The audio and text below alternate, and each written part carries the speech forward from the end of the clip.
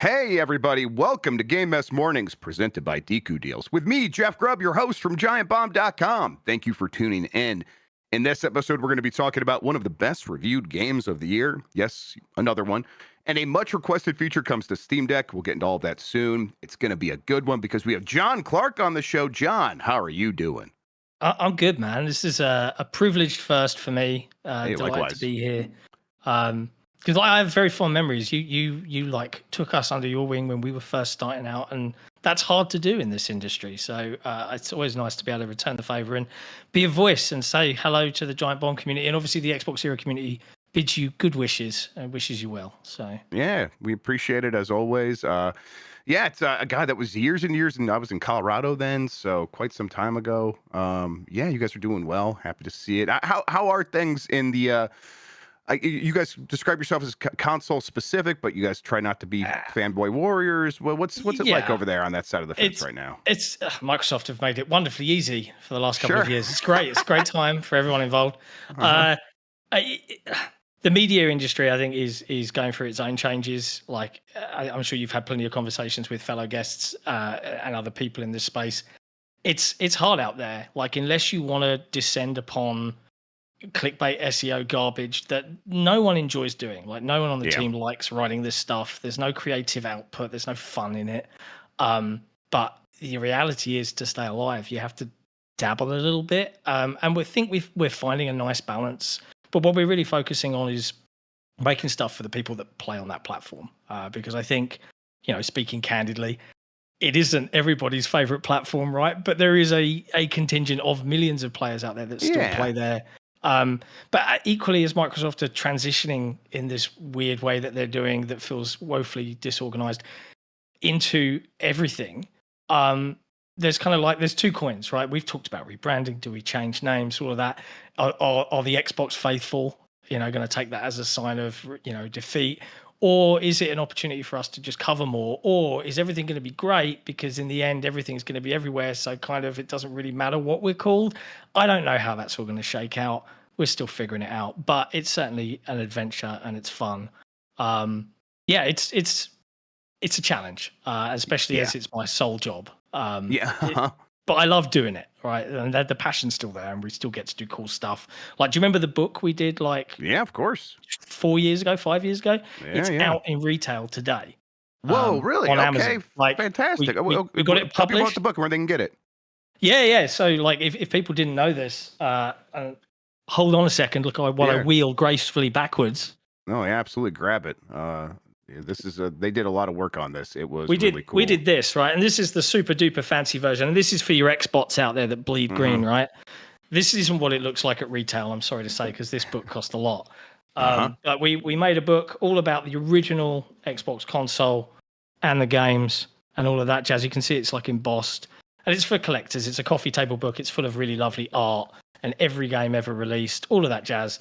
But we got picked up via some publishing deal, and it's come out in retail in a much cheaper way, so people can go pick it up. But it's out on Amazon. That's fantastic. I don't think it's available in the US until January, though. Oh, okay. Well, never mind. Just in time for next Christmas.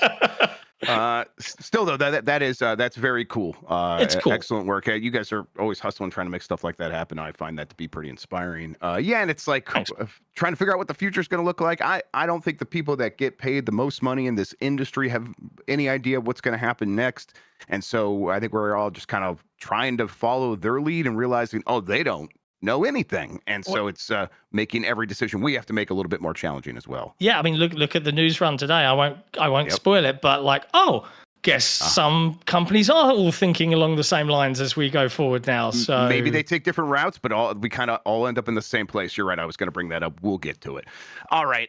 Let's explain ourselves. We're Giant Bomb, video game doofuses, independent games media. Couldn't be more important. It's more important now than it ever has been to be independent out here because we can't rely on these corporations to do anything that make any sense.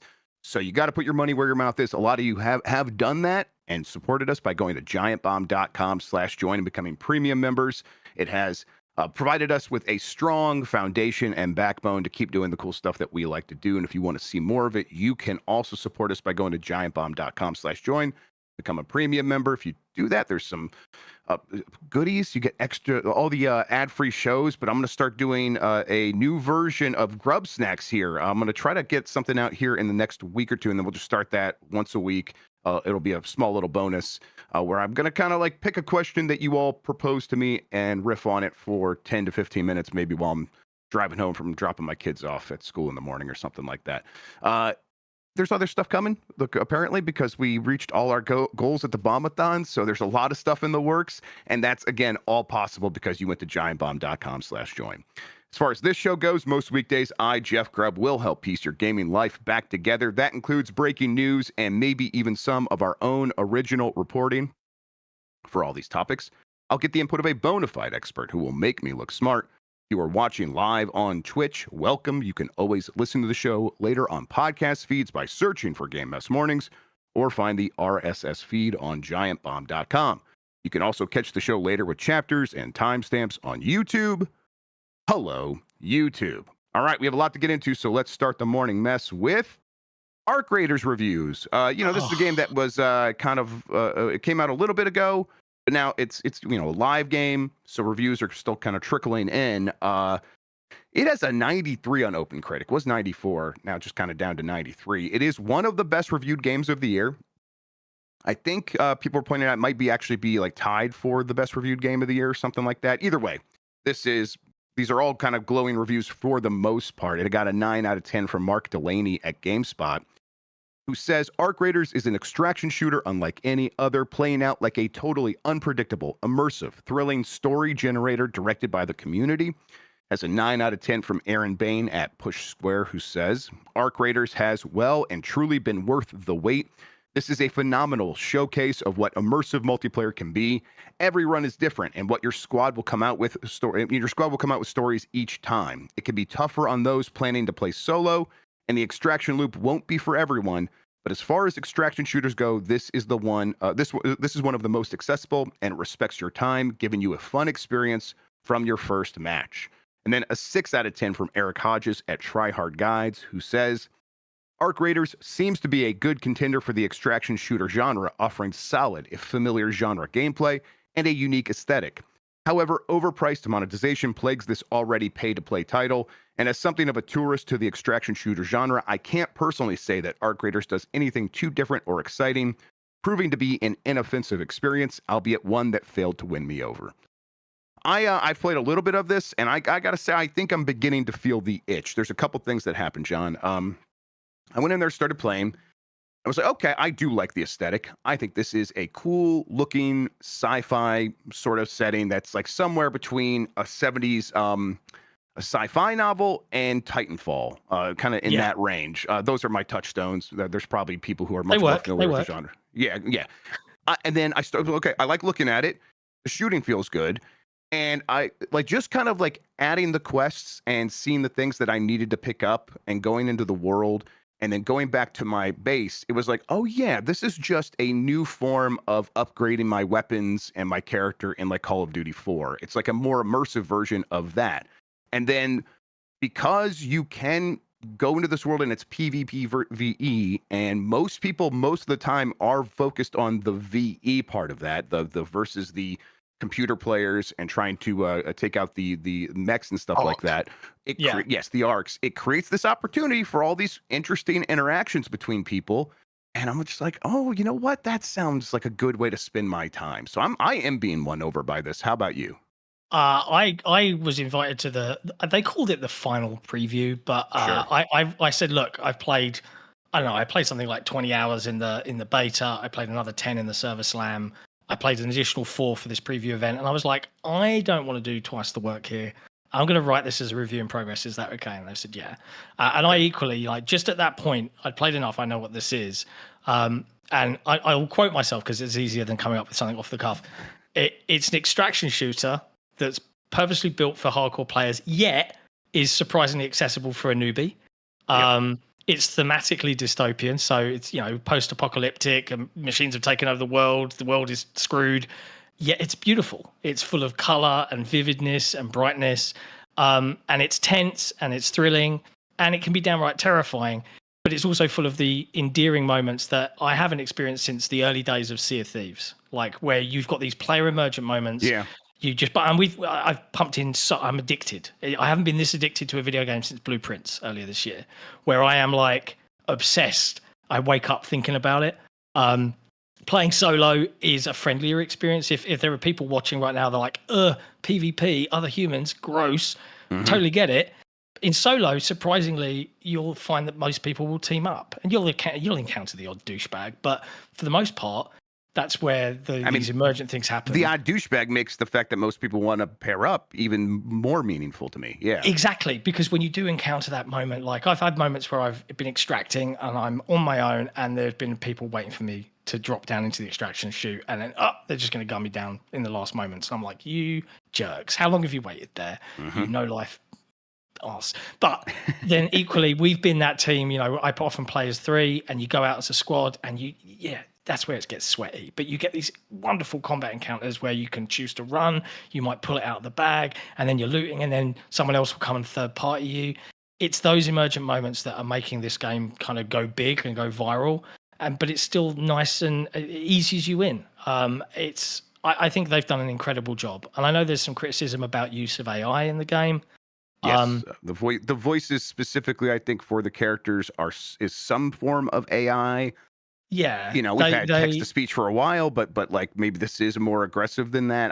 I think there was someone mentioned, and I haven't looked into it, that they trained on real voice actors. If that's the case, that is a bit much. They hired voice actors that said, I am okay with doing this, because they're a small team, right?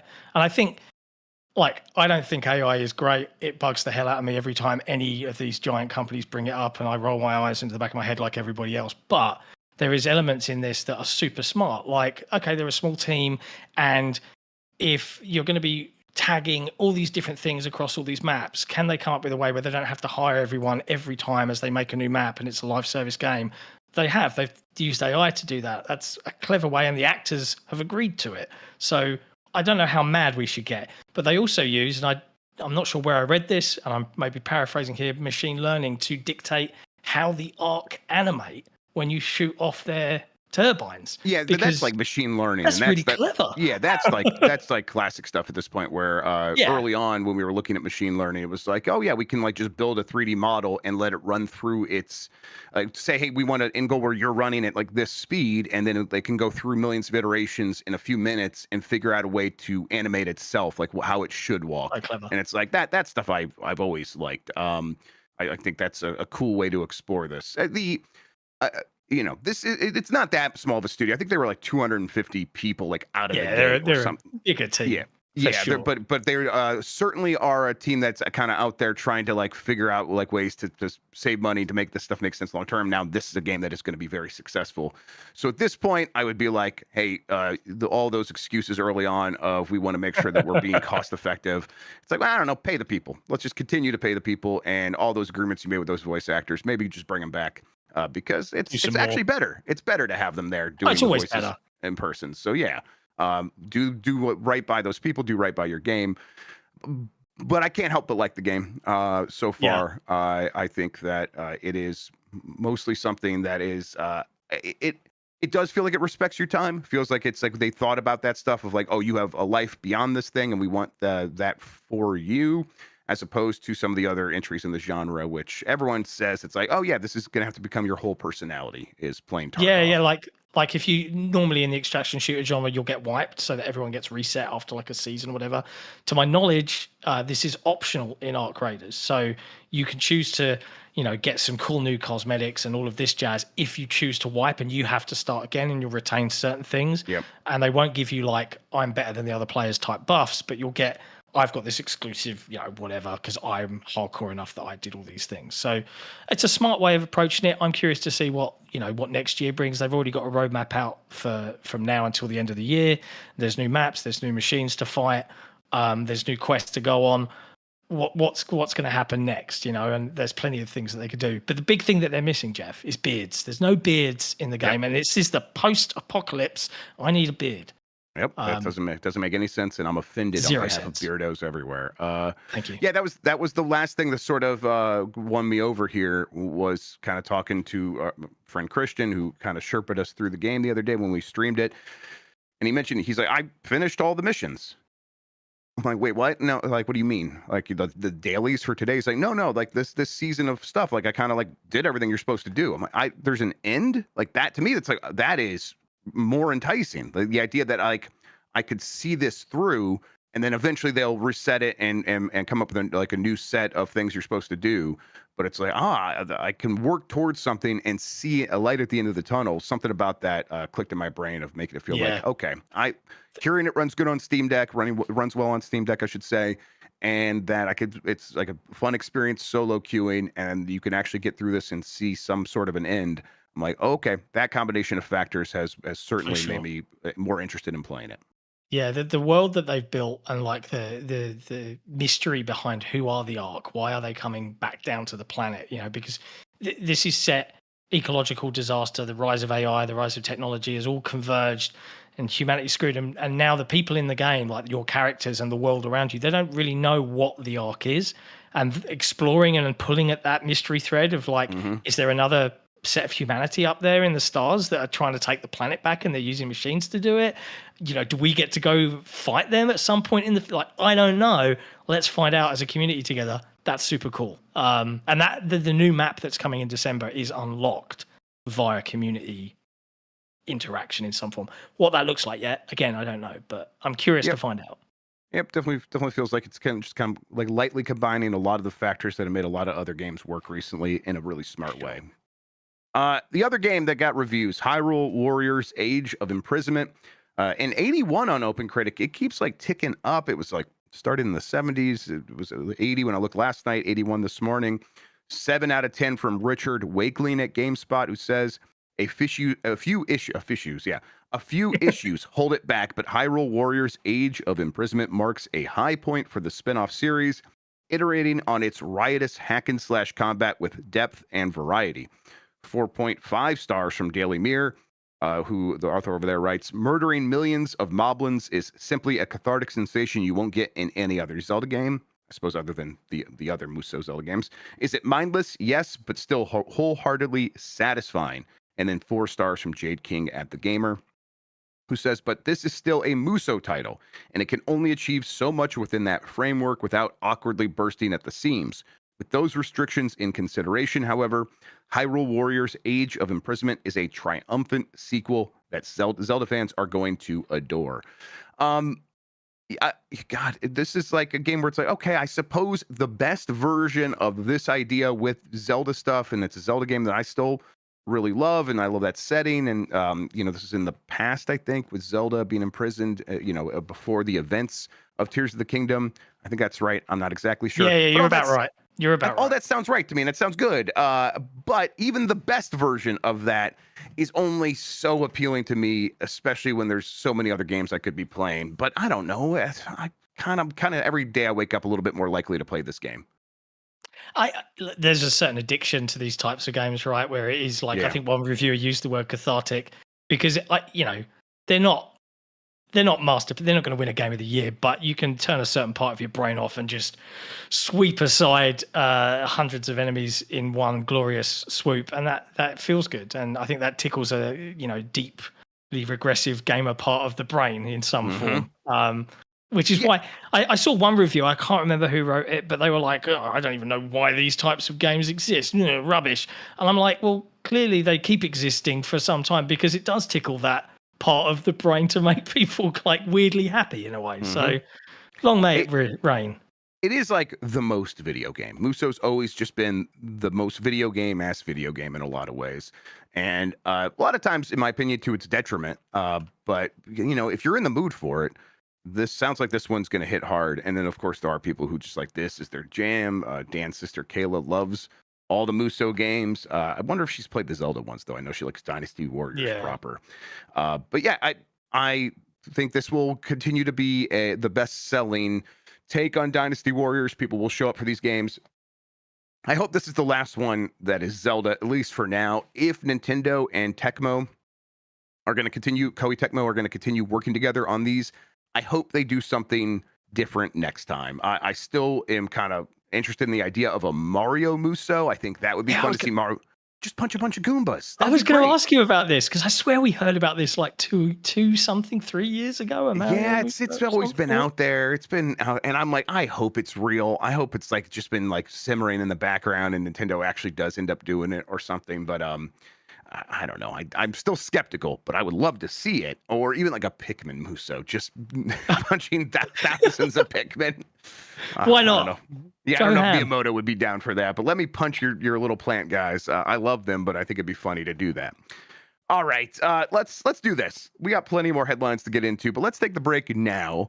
You could skip out on this if you are a premium member. There's a premium version of the video show as well as the audio show. It skips out on these ads, but if you didn't do that, real quick, we're going to go to these messages and we'll be back after that.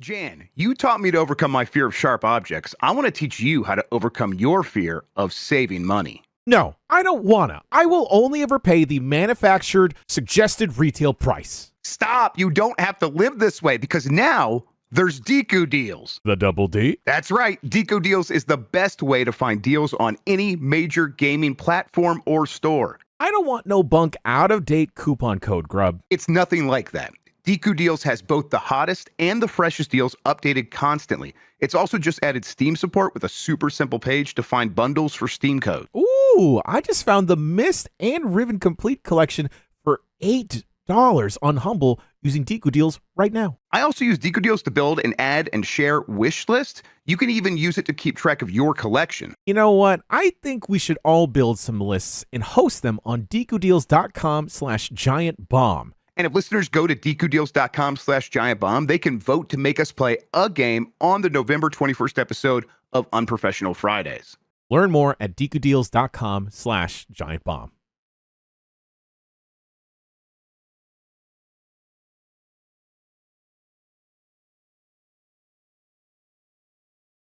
All right, it's Game Mess Mornings. We're getting back into it. Jon Clarke, Jeff Grubb, here we go. PlayStation Portal cloud streaming update launches today, including support for owned digital games. This is from Sal Romano at Gamatsu. Sony Interactive Entertainment will officially launch cloud streaming for PlayStation 5 games for PlayStation Portal today at 6 p.m. Pacific time. That's 9 p.m. Eastern, including new support for owned digital games, the company announced. There's some details here, but basically it's like there is a list of PlayStation games that will work if you own them and you want to stream them from the cloud, separate from any of like the PlayStation Now. I forget what they even called their cloud streaming service. There is still that still exists and that works, but now you can like take a game like Astrobot apparently, and if you own that, you can stream that to your device over the internet. And hey, that's pretty cool. I think the PlayStation Portal, John, is something that surprised Sony with how successful it was. Yeah. I think it also informed them that, hey, there is a spot in the market where you are maybe missing something because you are no longer doing something like the Vita. So I think that's why they are internally considering doing a handheld or something for the PS6. But whatever, for now, PlayStation Portal is something that a lot of people are very happy with. It seems like a slick device. I use my Steam Deck to stream clouds or to stream PlayStation games, but I don't think I can do this cloud streaming stuff. I guess I'll have to look into that. Maybe I could stream. Yeah, I don't know if there's a browser based, like you've got Xbox.com Play. Is there going to be PlayStation.com Play, and you can just log in? I'm not sure. Yeah, exactly how that works. But at the very least, like we are a decade and a half into the long takeover of cloud gaming. It still feels additive, right? It still feels like an also instead of instead, right? Yeah, I think for anyone that's watching this or anyone that is living, breathing video games, we're never going to want cloud only as the option. It's always going to be a native device. Like speaking personally, I use cloud if I'm traveling and I'm streaming something in a hotel room or yada, yada, yada, but I would never choose to sit and use it at home 99% of the time. Like there might be the odd occasion where I'd stream something to the Ally in bed, but most of the time the Ally can play most of the things I'd want to stream. So it becomes less and less of a use case for me. But I think Indiana Jones last year, there was a radio presenter here in the UK called James O'Brien. He does LBC. And he sure. was like, I wanted to play Indiana Jones. This was before it was announced for PlayStation. So I just played the whole thing on cloud on my Samsung TV, and it was great. And I'm like, there's your use cases for those people that I just want to play a game. Yeah, and it's like, we heard from Matt Piscatelli, who was on the show a few weeks back. He had some insight being like, yeah, cloud gaming is not huge with this audience. As you said, someone listening to this, it's just not picking up with them. But in territories like Brazil and South Korea, where the internet is really good and hardware has a variety of prices for various reasons, in a place like Brazil, because they do have tariffs, the cloud gaming has taken off and really found a foothold. It's like, oh, yeah, okay. And on a long enough timeline, that stuff will begin to add up and just become the default for many of these major markets. Brazil is huge. South Korea is huge. They spend a lot of money on games. Still, though, these are nice to haves. I'm probably going to just continue running my games locally, personally. But I bet we'll find the rare use case where every once in a while I'll be glad to have this. I'll tell you what, if the NHL games is something like I want to play more of. I'm a hockey fan, but I don't usually want to sit down in the basement with the PlayStation playing that while the family's upstairs. It's like, that's a game where I'm like, I just kind of want to play it mindlessly, maybe on a handheld, and there's no real good way to do that. Well, maybe something like this could solve that. Tickle that itch. Yeah, I think like if we look at what all of the conjecture and stuff about not just Sony, Microsoft, Nintendo, like what are they doing in the future? And we're seeing over the course of this generation. I mean, we all know about Microsoft. We don't have to keep like diving into this. It's been a crazy ride for these guys. But I think all of these companies are like, it's costing more than ever to make games. How do we, not just sell to the same people we've already sold to? How do we bring in different people? And I fully picture a world in 5 years from now where chipsets, for whatever these next consoles are going to be, will be small enough and powerful enough to either be embedded into the back of a TV. So you buy your LG TV, and instead of the Netflix button on the remote, it'll have a PlayStation button or an Xbox button, and bosh, you're playing games being streamed from the cloud, or depending on how much you want to spend, there's enough power there to run some stuff natively. I think that's the future, and that feels weird for all of us console kids that grew up arguing over which console's better, but I can't say that it's necessarily a bad future. So I don't know how it's going to play out. And I think that is could be a good thing for games overall, because while it doesn't feel like it worked out exactly the way they wanted it to, the Xbox Series S was onto something in that we probably should have some sort of governor or a braking system on the rush toward more power. Because we got to a point where, I've said this a million times on this show, where the limiting factor on making a game for a long time was the hardware, and that led to a lot of creative solutions and very cool things. And then about 2016, 1080p 60 gaming, you could sort of do whatever you want under 1080p 60 without any limitations. And then so they're like, okay, well, let's push 4K, and that had an effect, absolutely, but really, well, most people were pretty happy with 1080p 60. And so it's like, okay, what's the limiting factor now? It's time and money. And if you have all the time and money in the world, you can make something that looks like The Last of Us Part 2 on a PlayStation 4. And it's like, oh my God, okay. So do we all have to be doing that? And it's like, well, no, if you do that, your games are going to be so expensive that there'll be these massive risks, and you kind of can't do that, because if you do have a misstep, it's going to destroy your entire business. So what do we do here? It's like, well, let's maybe slow down a little bit. Let's focus on the Switch. The Steam Deck has been around for a few years. It's going to be around for a few years more, it feels like. And it's this very popular platform on PC. And I see like more games being like, hey, Arc Raiders runs well on there. The Outer Worlds 2 runs well on there. These games that you would expect be like, oh, these are the newer games that came out after some other games that didn't run well on this device. It's like, no, these companies are now focusing on this lower end hardware. If these chipsets do end up in stuff like TVs, and you're supposed to have your TV for 10 years, that could be another sort of like, let's slow things down and pumping those brakes. People, I think, get a little bit anxious about this. Like, I don't want my games to be held back, and I will continue to always say the same thing. The only thing holding it back is that money factor, that time factor, And I think in general, if you want good games going forward, you don't want these companies looking up at like, oh, if only we had more money and more time, because you can always get more of that. You couldn't always get more power from the hardware. So it's like at a certain point, you had to sort of come to Jesus and be like, okay, we have to put out the game as it is. But there's always ways to get more time and more money. And then all of a sudden your game is the most expensive game you've ever made. And it's this huge risk. And it's like, it's a bad business model. So yeah, it doesn't work. I like the idea of like this governor on games. Yeah, games looked good enough. Like I've been saying this for a while. Games look good enough to me, like looked good enough 10 years ago. Like I'm fine with it. And I get that, yes, there's technology improvements and there's a better lighting and stuff like that now. But predominantly, generally speaking, they look good enough 10 years ago. But this race for the best animations, the most fluid frame rates, the 4K textures, it has killed many a great studio desperate to chase the next big thing. And the games take so long to make that they start chasing the next big thing. 4 years later, no one plays those anymore. And then, the studio's dead. Exactly to your point. Yep. Whereas if we can start thinking a little bit more, and I love the constraints of smaller systems because they force the developers to optimize to the nth degree to squeeze out every last possible drop. And that only means better games on the higher end systems. It's super easy to scale up. It's not so easy to like start up here and then scale all the way down. And that change and that mindset, that's something that's on developers. But if that can start to become a bit more pervasive, like you mentioned, the PS6 handheld rumors, right? And Microsoft played a bit of a savvy card now in hindsight by having this. Yeah, there has to be a Series S version that runs at this lower power profile that targets 1080p 30 or 1080p 60. Now, as they push forward, all of those games, should all of their backwards compatible stuff, that's going to pay off. Yep. Granted that they're in third place and they haven't got the customer base to maybe capitalize on that. Worth it, but it was a good idea.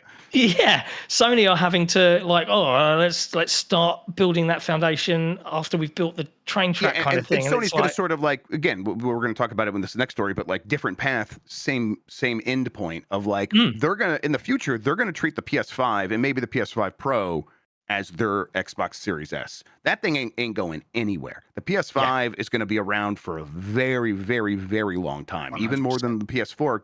The PS4 was a bad piece of hardware, and they were able to keep it around for a long time.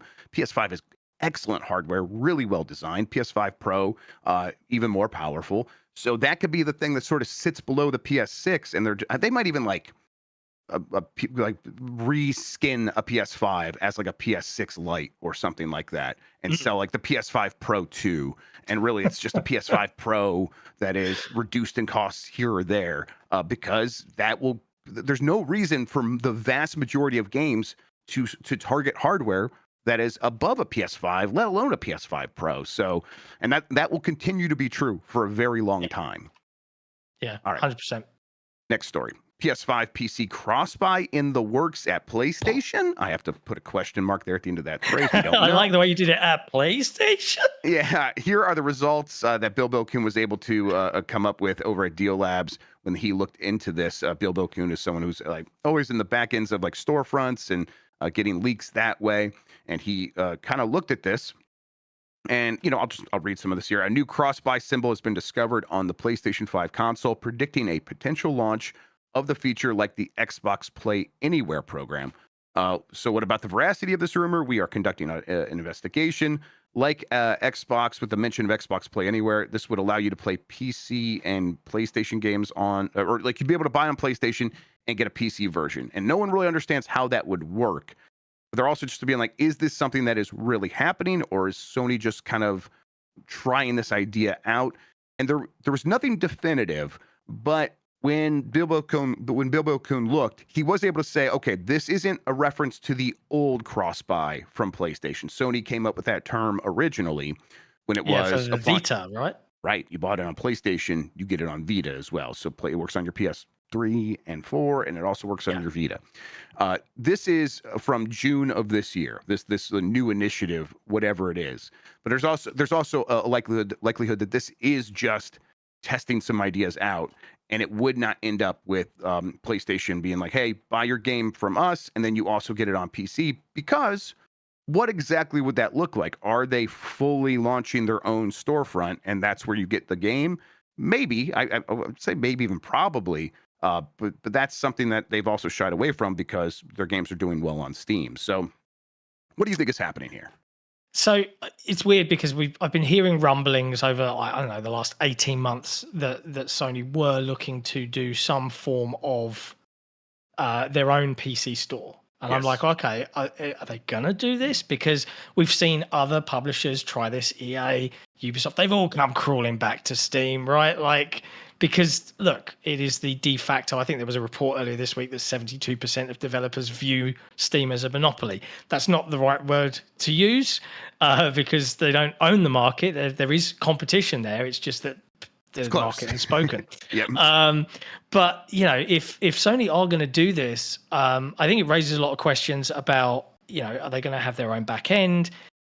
We've seen on Xbox games that were too old to be in Play Anywhere end up with like a Windows Store version and an Xbox version. Have they figured out? I don't know, how they figured out that problem. Can they backtrack that and make it, apply to purchases you've already made? Are you going to suddenly wake up tomorrow and have PC versions out the wazoo? How extensive is this going to be? Is it going to be every first-party game a PC version? Are we going to see Astrobot on PC? And these are questions. And the bigger picture here is, Microsoft are more able to do something like this because of the sheer scale and size of them. Right. They have the teams. Most of the team's capabilities are already since 2017, whenever it was. They build on PC at the same time as they build on Xbox. Sony bought Nixes, right, to help do a lot of these PC ports. So what is that like going forward? Is this going to require stuff? I mean, there's so many unanswered questions as to how they're going to pull it off. But it is interesting that they are embracing. They're I always look at it. They're like 5 years behind where Microsoft were. Like, Microsoft, we're going to release games on PC, uproar, and then the fans calm down. We're going to release games here, uproar, and then they calm down. And now everyone's got used to the fact that Halo's coming to PlayStation.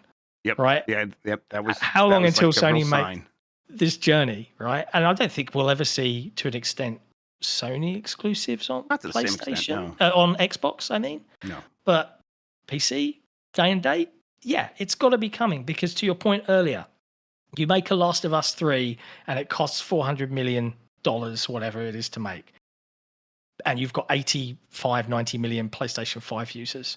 But then if only 10%, 8% of those users buy that game, because it actually being the mass market platform means that most of the people are buying NBA 2K and FIFA and whatever, and Fortnite. How are you making your 400 million back and then some? And that question can't be answered quite correctly yet to the way they want. Yeah, and I think that in general, this is a sentiment we've heard a million times for years now, but these companies do not necessarily feel like they're competing against each other that much anymore. They do feel like they're competing against TikTok for people's time and attention. Yeah. And, I think we go, yeah, but no, you're still competing against Xbox and PlayStation. It's like, yeah, but like, really, what is going to be the move that produces the biggest return? Is it like trying to scratch a few pieces of the pie away from your direct competitor?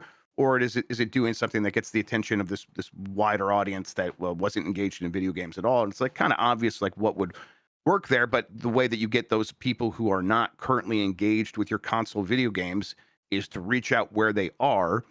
And that's had mixed results, obviously, because cloud gaming has started slow, and then putting games on like iPhone, right? Capcom put those Resident Evil games on iPhone natively, I guess just because it's like they were putting on a Mac, and Mac uses the same chipset basically at this point. But whatever, it was on iPhone, and they sold like 5 copies or something like that. People didn't want to pay $70 for those games on a device like that. So it's like, okay, you want to sort of expand the way you do things to these other places, but it's like you're actually going to have to change how you do things to succeed in these different places. And that's why it's like, okay, they probably should continue to focus on continue to make games for this audience that's over here, growing this audience over here, because if they find success elsewhere, I think it would distract them, and eventually we would be in a situation where they're less interested in these kinds of games generally. And that's happened a little bit already. Could happen even more. At the very least, for cross-buy, I think PlayStation will figure something out here, because to them, selling a game twice to someone who is on PC and PlayStation, that's a nice bonus. But making someone feel like they're getting value for something, you actually get people spend a lot more money just up front. So I think that them trying to 100%. be like, hey, we can make people feel like they're getting away with something. You're getting two versions of this game. I think that's where they want to end up. So I expect them to find some solution. It probably does involve them launching that store that's been rumored for a while. Yeah, yeah, I agree. I think it's the way the industry's going. I mean, Microsoft's focus on Play Anywhere, especially over the last few shows, they're making a big song and dance about it. My understanding is for developers, they get asked, "Do you want to make this Play Anywhere?" and they tick a box, and then it just happens. Mm-hmm. And if Sony's got that figured out as well to a degree from their development platform, great for everybody that actually just loves video games and doesn't give any bother to the nonsense between the war of plastic boxes. That's all I want. I want video games that are great to still exist, and I want the great video game companies that make video games right now to still have jobs and still make those games. And if that means they have to sell to more people that don't own the box I own or the platform that I like to play on, cool. Like, it's not hard. I don't know. People get weirdly tribalistic. Yeah, it's human nature, and like people want to feel like they made the right choice. You can't help it. It's the one. All right, let's keep going here. Steam Deck update adds much requested new mode for downloads. This is from Ford James at Polygon. One of the biggest complaints about the otherwise stellar Steam Deck is that it can't finish downloading games or updates while in sleep mode, compared to a PS5, Xbox Series X, or Nintendo Switch, all of which can. Until now, sort of. A Steam Deck update has introduced a new mode to the handheld PC console hybrid, which sits between being turned on and going to sleep, called display off downloads. Whenever the Steam Deck is downloading something and you press the power button, you'll be asked whether you'd like to continue downloading with the screen off. If you confirm, the low-powered download mode will begin, and if you press a button or move the Steam Deck, a status screen will show the download progress. This feature is enabled by default if your device is connected to power and can be enabled while on battery power by going to the settings. Yeah, this feels like something that should have been there a long time ago. But it does kind of show that like they are constantly making adjustments to like make SteamOS a viable alternative for anything else someone might use right now to build a gaming PC or a handheld gaming PC. I do think this sounds like the kind of thing where if you can take SteamOS and install it on your desktop right now, and if it had this behavior where if like where it went to sleep, it just like stopped everything and you couldn't change that would be extremely frustrating. That's something even Windows can do. So like them kind of making these small adjustments over time feels like they operate on Valve time in a lot of instances, but eventually they'll get it right, and I'm happy to see this. Yeah, it's a like I was like, this didn't exist already. Like, cool, this is great for people that own a Steam Deck. And I think you're right, it does speak perhaps to Valve's greater ambitions when it comes to SteamOS and what they plan to do with it. We saw Satya Nadella over I think he was doing some Tech Bro show, TBPN or something like that, and he talked about Windows. He talked about the next version of Windows and how PC and console, maybe we should revisit. I think the phrase was, we built the console because we wanted a more focused or more powerful PC that was great at playing just games, and now we want to revisit some of that. And I'm like, if they're smart, they would build Windows to be modular. Like, if I'm a gamer, I don't want AI productivity or Copilot or any of the nonsense that they might stick in for commercial reasons. I just want a gaming focused version of Windows that does much like what they've done with the Ally. And that I could see if Steam Deck SteamOS keeps pushing in these ways, I can see that competition coming to Windows, and that's great for us. So like I'm wishing Valve all the best here. Like, go make Linux really genuinely viable beyond, the people that want to deal with Linux. Make it so that TPM and secure boot work so you can run your big games. I'm very curious how the Steam Tech 2 ends up. Is it going to be super powerful? I think they're probably going to still stay fairly calm, but like, where's that going to be? And the competition that drives from that, great for us. Like, this is all good stuff. I think that they've, they certainly have established SteamOS, that their fork of Linux, as a viable thing at this point, especially when you compare it to the first go around with the Steam machines. however long ago that was, maybe a little bit more than 10 years ago now. I can't remember. But it was that they had SteamOS on that thing as well, on those things. I should say there was a bunch of variations from different companies. And it was early on. And so it was basically just playing Linux games native Linux games. And there are a lot of games on Steam that support Linux. But not everything. And so them figuring out Proton and sort of being the spearhead of that project and ensuring that it's something that is, I think, mostly open source and it gets improved constantly by all these people contributing to it. It's like, oh, okay, now we are easily in a point where this can be a viable alternative because all those games people already own for the most part are going to work on here. And now they could just make it a really good gaming OS as opposed to what Windows is. And I think you're right that Microsoft has noticed this is an inflection point. And while we are entrenched, we should not take that for granted in some instances. So you're right. I don't have much faith. Yep. I don't have much faith. I was hopeful going into the Ally. I think that they definitely, the Ally says to me, they recognize the problems. Yeah. I have the faith that they can sort of then deal with the problems and create a version that answers all of those issues. It's like they seem so determined to keep stuff like Copilot on every device that has Windows that maybe they can't. Maybe there's just a mental block inside of that company that will prevent them from succeeding. I think it's a demand from on high, right? Like, and it's unfortunate. Like, because I've spoken to a number of the folks that are genuinely directly responsible for the operating system and the device, and like they know all of this, right? Like, I can speak unequivocally. They know what they want and what they will need to do, but I don't know how much they can push for it. I think there's a lot of inter-office politics going on at Microsoft, and arguably from my selfish position as someone who just wants to play cool video games in the easiest ways possible, the people that make the decisions aren't of that mindset, and that's unfortunate because this is just me speaking candidly.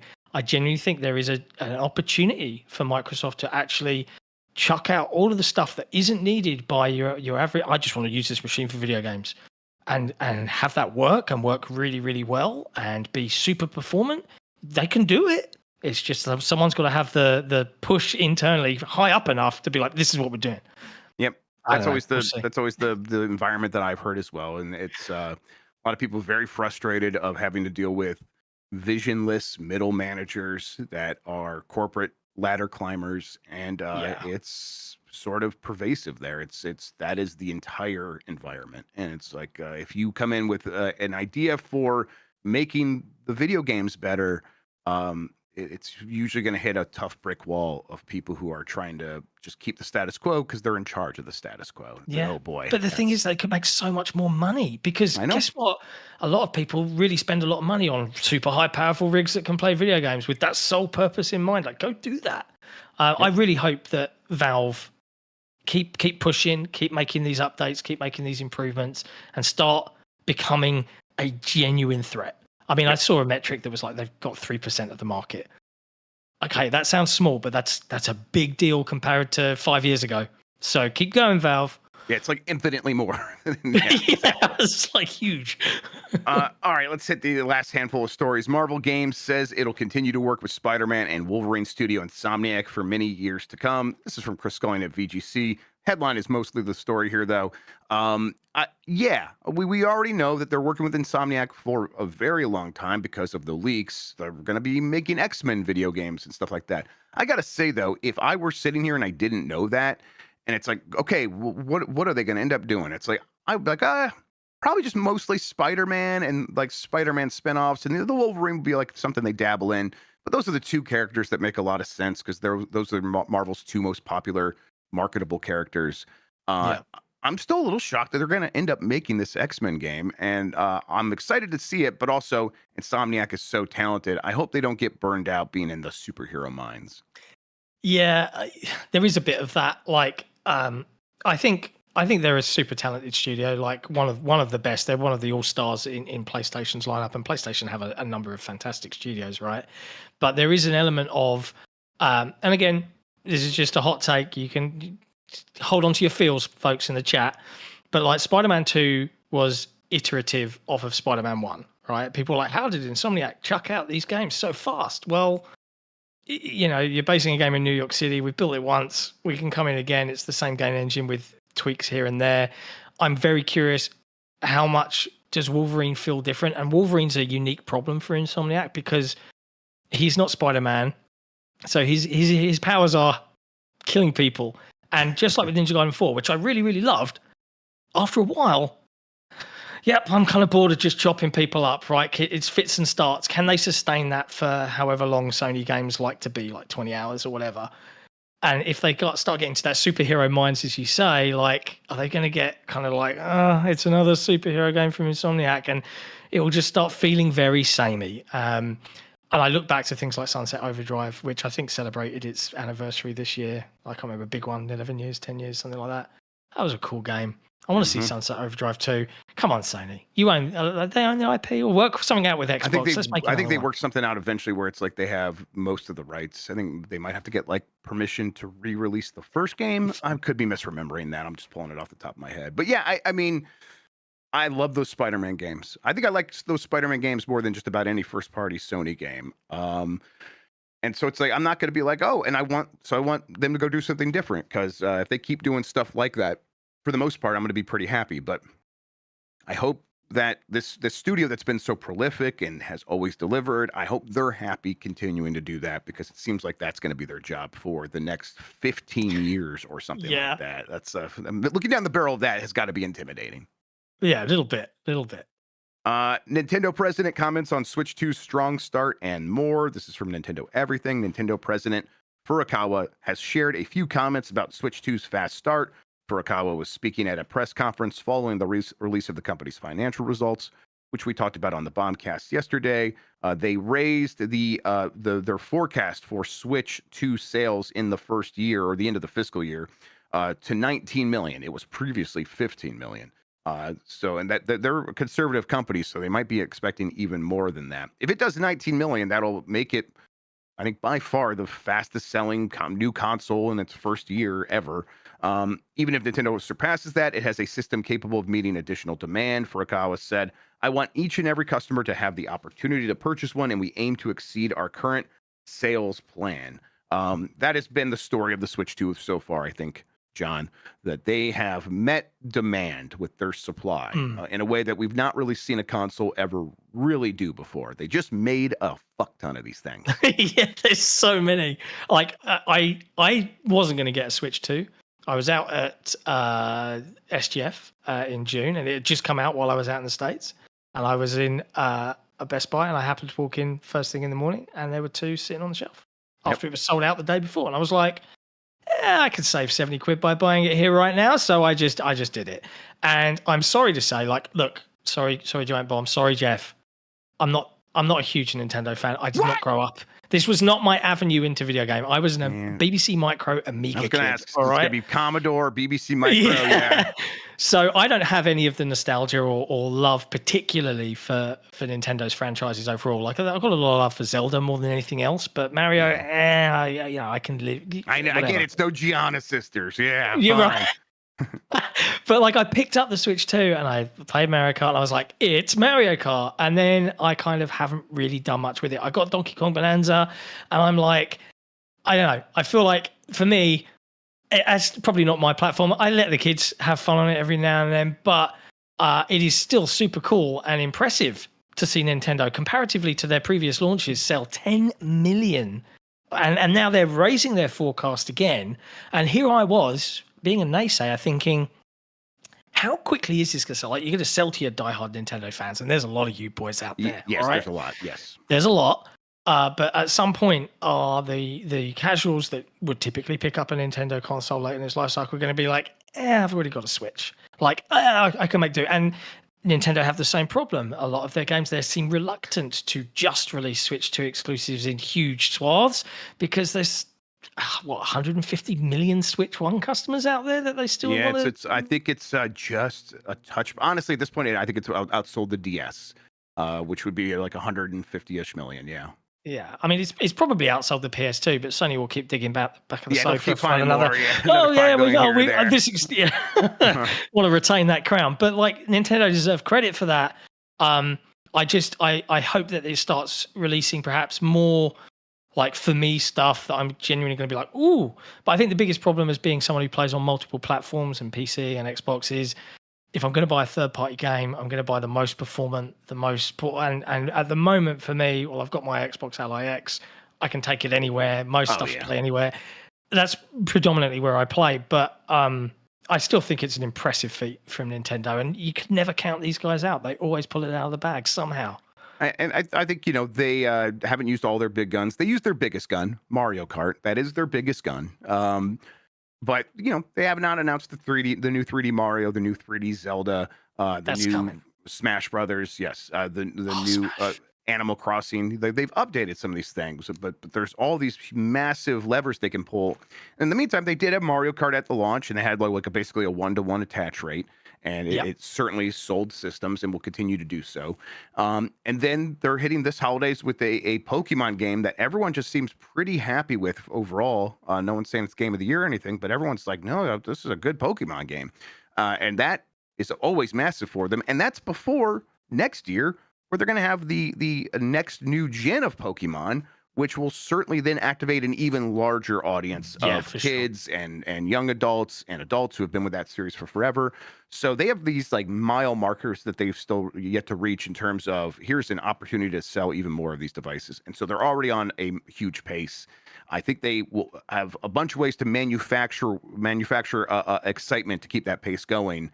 And then I think it'll just be a question of those families that did show up for the Switch. Will they hop on board this thing at the price? That's still a question that hasn't been answered. So we'll see this holiday a little bit, and then after that, next year.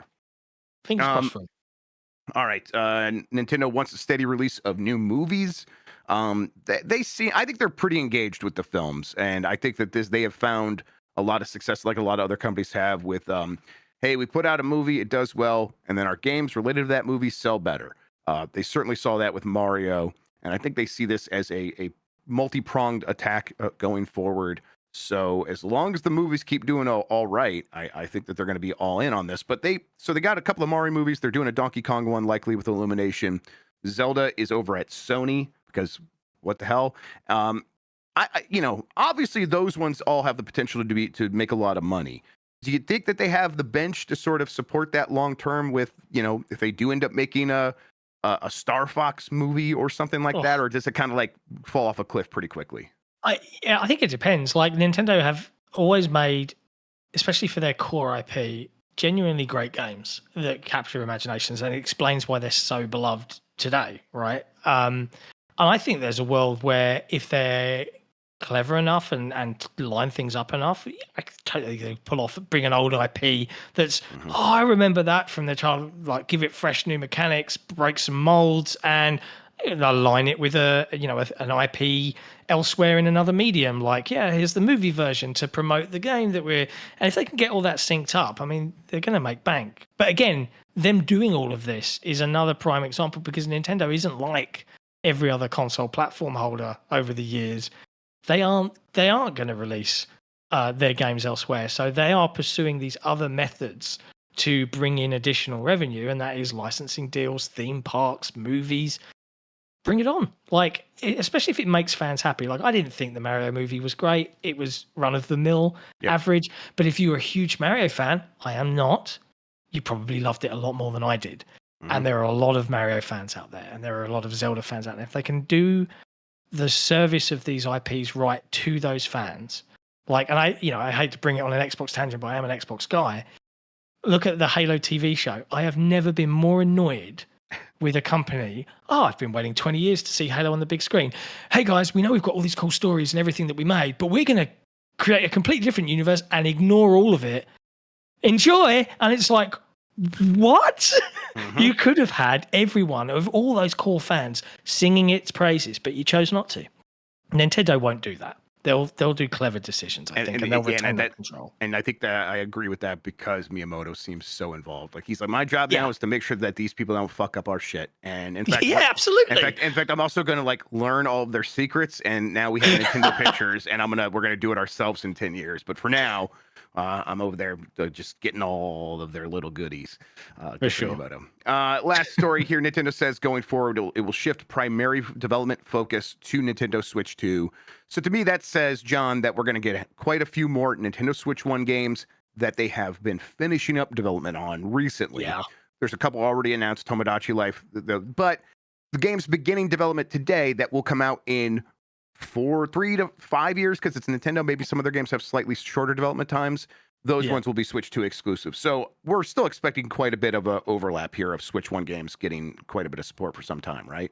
That's the right thing to do. They're communicating to the customers that are like, yo, where's my new Zelda and stuff? We're on it, folks, but setting some expectations there, but doing the right thing for the platform, I think. Like, I know money makes all of these companies tick, and Nintendo want to make just as much as everybody else, but yeah, at some point you got to look after your customers where they're going and investing now, which is on the Switch too. So bring on the big guns. I want to see I hope whatever new Zelda isn't like, Breath of the Wild 3. I want to see, like, that they always used to change it up, new art style, new mechanics. Let's see that from a new Zelda, right? Personally speaking, but I look forward to seeing it nonetheless. Likewise. All right, let's get to the poll question. This is from earlier this week. Have you played Arc Raiders? Yes or no, your options. And while the game is very successful, 19% have said yes, 81% said no. And it's, that's because it's not a free-to-play game. It's not like something you just go easily try. So 19% is all, like, that's 1 in 5 here of people saying, yeah, I've tried it. That is, you can see why it's so massive. And then it also has this potential to keep growing if the word of mouth stays positive on it. You said you did that event. Are you continuing to play the game? I can't stop thinking about it. Like, hell yeah. If I wasn't doing this, I'd be playing Arc Raiders right now. I did a live stream. If people want like a genuine, like, moment to moment, like, how does this feel to play? I did a live stream on the Xbox Era YouTube channel for 5 hours straight, where me and a couple of buddies, we were just hitting raids and exploring. And this was early game stuff, right? So within the first 5 or so hours of gameplay, and you'll get a feel for the kinds of encounters that can occur, the funny bits that can happen. Even in my review video, there was one moment where we're all carrying for cover. One of our guys pings someone. 6 dudes just come up to the top of the cliff, and there are another 2 teams that have teamed up. And they're like, hey, chill out. And they start playing the recorder at us. And we're like, oh, okay, this is a friendly time. So that's the stuff that's like magic. And the more of that I discover, and the more kind of gut-wrenching tension I experience, the more I just can't wait to keep playing. Plus, you have a pet chicken. Like, yeah, you're right. There's just a rooster there. I know. Yeah, it's Scrappy. He wants pillows. He wants olives. You got to pamper him. I'm such a sucker for emergent storytelling. That, to me, that's the real storytelling in video games. But I'm a pretentious asshole. But so it warms me up to hear everyone else be like, "Yeah, this is the best stuff." I'm like, "Yes, it is." Finally, it really is. Like, there's the amount of clips you see on old CFDs player, right? Yeah, totally. Yeah, I've got so many stories that are inherent to me and just me in Sea of Thieves, where I'm like, that will never happen to anyone else ever again. Yeah, that's the best shit. Real quick, super chat from Scad Party. Where'd you get your shirt, Grubb? I got this from IGN.com. They have a store. I don't know if they still have a store, but when I bought it, they had a store. This was a couple years ago. I like it quite a bit, but who knows if they still sell it. Okay, poll question. We have a new one here in a second. Before we do that, though, Jon Clarke, why don't you tell people where they can find you on the internet? Tell them again about the book. Tell them about your card game. Tell them about everything. Yeah, I can do that. So, I own and run with an incredible, cool team of awesome people. XboxEra.com. Yes, we know Xbox. It's still a cool place to come and be because fun fact, Jeff, we've reviewed more video games this year with video reviews than IGN. We are a 6-people team, yep. Right? We try and do videos for every review. We try and give you the down low on how things perform. We've started incorporating Xbox Ally footage into our reviews. So if you're an owner of that handheld, you can be like, oh, this runs well, or it doesn't. We often do crazy experiments. So XboxEra.com is the gateway to all of this stuff. We have a Patreon because, we wouldn't be able to do it without the people, much like everyone that supports Giant Bomb, and you should absolutely do that. We couldn't do it without these folks, right? These amazing individuals that keep independent games coverage alive. Means we get to avoid doing the clickbait and build a cool community. We've got a Discord. You can connect all of it there. And if you want a fun card game, another one of the crazy things we did was we made Console Wars the card game, whereas you are battling for famous video game IP and winning the console war for yourself. So even though it's over out here in the real world, you can still live through those battles by challenging your mates. It's really fun, and you can buy it on Amazon.com and Amazon UK, and it ships worldwide. We put a lot of heart into it. We did a successful Kickstarter, and we're continuing to see it grow. So if you want to go check it out, and I would recommend you do, because it's like $25 and it's really funny, go check it out. But yeah, that's it. That's where you can find me and all the stuff. Excellent. All right, new poll question. God, I wrote it down just a second ago. Do you have a PlayStation Portal? I want to check in on this. I want to see what people, because I know the thing sold really well out the gate, and then it was hard to get for a while, and they did another round. I still don't think I've ever seen one on a store shelf. But is this one that they were selling from like the PlayStation store, and that was the primary way to get it? Maybe that's what it was. Either way, I just want to see what people say. Yes or no? Do you have one? I don't need one, but I'm like, I might pick it up. I don't know. It's something stupid for that kind of thing. I mean, if Sony are right, they'll give you the opportunity to just stream to any device with this cloud stuff, right? Does it have to be just on the portal? No. I think, their cloud stuff is everywhere. I don't know for sure, though, John. For like the streaming your owned games, maybe there's something there, but I can't imagine there would be.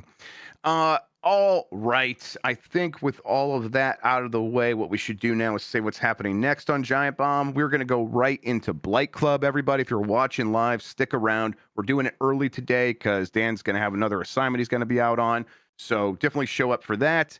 Beyond that, it's going to be mostly a regular week. We'll have our stuff on Friday. We'll have Voicemail Dump Truck on Thursday. So stick with us. We're looking forward to it. In the meantime, though, John, thank you so much for hanging out with me today and talking about video games, man. I really appreciate it. Privilege, mate. I loved it, and I'll happily join again as long as people don't mind. Oh, that's right. Today's Dan's doing a Twitch Rivals thing today. He's going to be competing in Hades 2 against a beardy man, and all the stars are here, is my understanding, and Dan is one of them stars. So we'll talk about that. He can hype that up, and we'll say all the details on that show. Can I make a Twitch request, a Giant Bomb request? Can I see Jeff Grubb and 2 Giant Bombs go in, stream Arc Raiders as a squad and get sweaty? Like, I want to see the panic. I want to see the panic in your eyes. I want to put, yes, I want to do more of that for sure. Yes, I will live up to that request. I can deliver. All right, nice. We got to get out of here so we can do Blight Club. Once again, thank you, John. Thank you, everybody, for listening and watching. Until next time, have a good one. Take care of yourself, and goodbye.